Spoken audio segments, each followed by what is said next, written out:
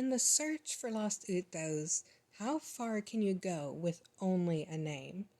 I am cheating a bit. I am getting these names from older removed pages from the old Wikia. But how far can you go?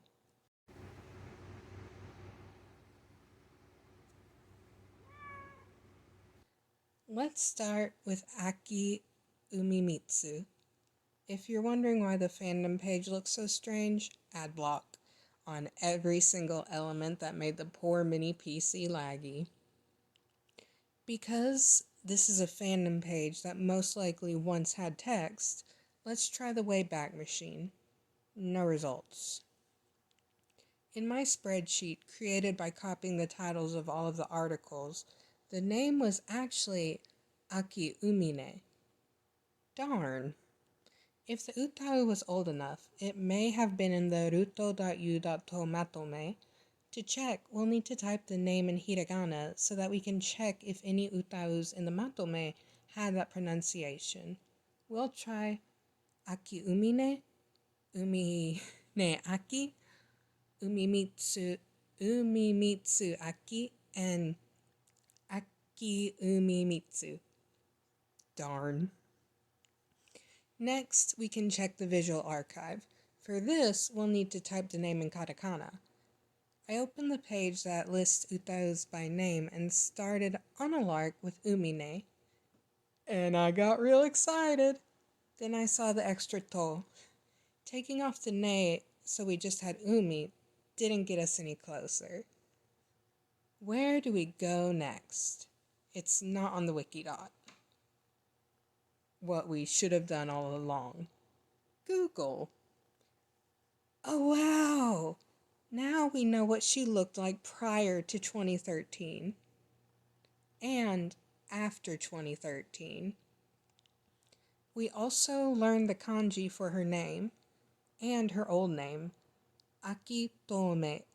Using that, we actually are able to find a download link for her bank. But sadly, the link is broken. Clicking around, we can figure out that the voice provider is Umito on DeviantArt. In 2013, Umito posted that they were taking a hiatus from UTAU.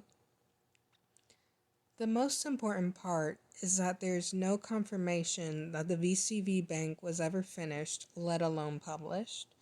Looking at YouTube, we can see that Umito, also known as Pasty Cake, had not taken down any of the Aki videos, meaning there are audio samples of the most recent bank. We were promised a new bank before Pasty Cake went back to school 9 years ago.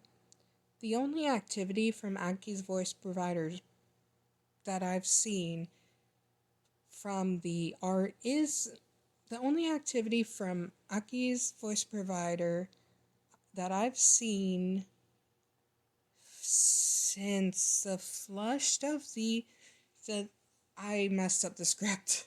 Okay, we have not heard anything from Aki's voice provider since 2016, and the place where that content of the update was seen was on a Tumblr blog with the name Flushed Cakes.